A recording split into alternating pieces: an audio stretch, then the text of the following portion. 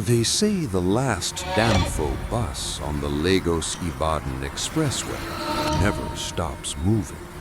And if you're unlucky enough to board it after midnight, you might never stop moving either. Chioma didn't believe in superstitions. She was a modern Nigerian woman, a tech entrepreneur who had just closed a massive funding deal in Lagos. As she stood at the deserted bus stop near Burger at 1 a.m., her phone dead and her power bank forgotten at the hotel, she just wanted to get home to Ibadan. That's when she saw it, a yellow Danfo bus emerging from the darkness, its headlights cutting through the night like searchlights. Strange, she thought. Danfo buses stopped running hours ago.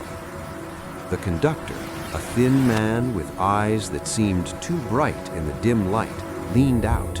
Ibadan! Ibadan! Enter sharp, sharp! Chioma hesitated.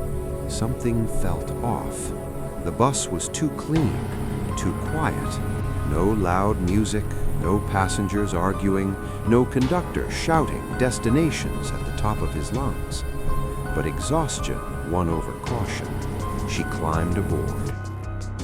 Inside, 7 passengers sat in absolute silence.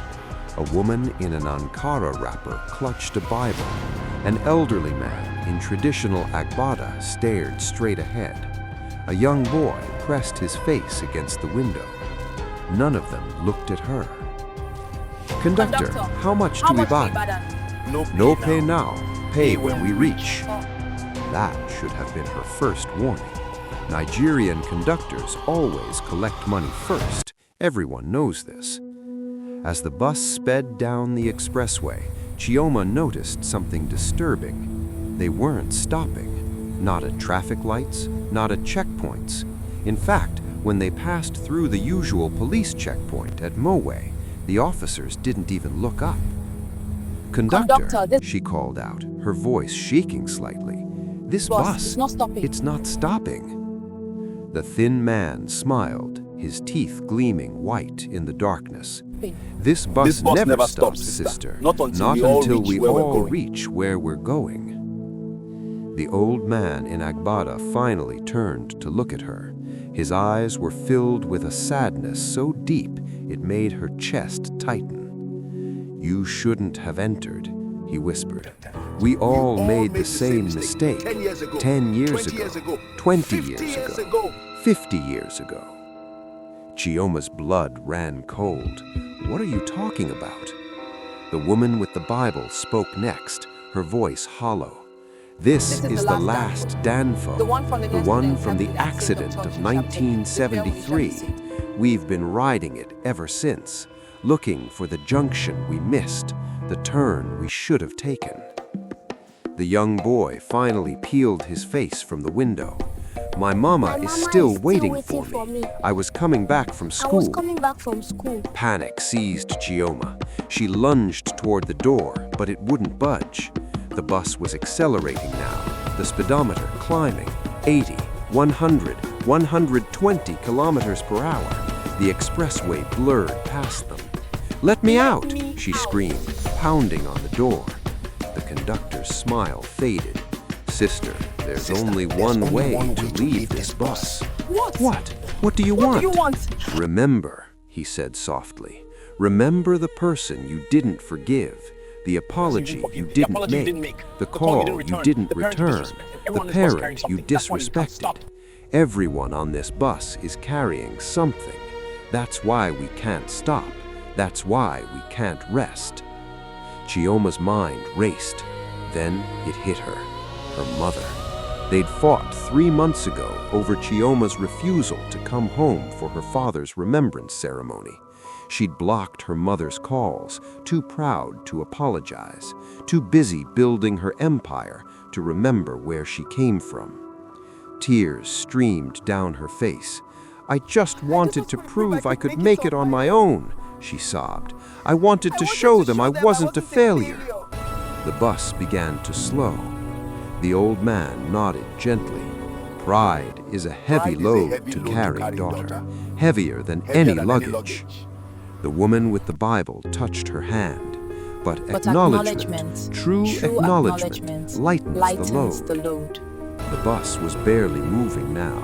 Through the window, Chioma could see a junction approaching, one she'd never noticed in all her trips between Lagos and Ibadan. It glowed with a soft, otherworldly light. "This is your stop," the conductor said, and this time his smile was kind. "But remember what you learned here. Make the call, say the words, before you end up riding forever like us." The door hissed open. Chioma stumbled out onto the roadside. The moment her feet touched the ground, the bus vanished, not driving away, just disappearing like smoke in the wind. She found herself standing outside a closed filling station near Redemption Camp. A night security guard was staring at her in confusion. "Sister, you day all right? I just see you appear from nowhere." Chioma's phone suddenly buzzed in her pocket. Impossible, it had been dead, fully charged, 3:33 a.m. One notification, a missed call from her mother, left 2 hours ago. With trembling fingers, she called back. Her mother answered on the first ring, voice thick with tears. "Chioma, Chioma, I was just praying for you. Something told me you were in danger. Are you okay?" Mama, I'm so sorry for everything. I'm coming home today, now. I'm coming home." As she spoke, she noticed something in the distance, the faint yellow glow of a Danfo bus picking up another passenger at a lonely bus stop. Some souls were still searching, still riding, but Chioma wouldn't be one of them. Not anymore. The end. In Nigeria, we say the road that has no turning has claimed many travelers.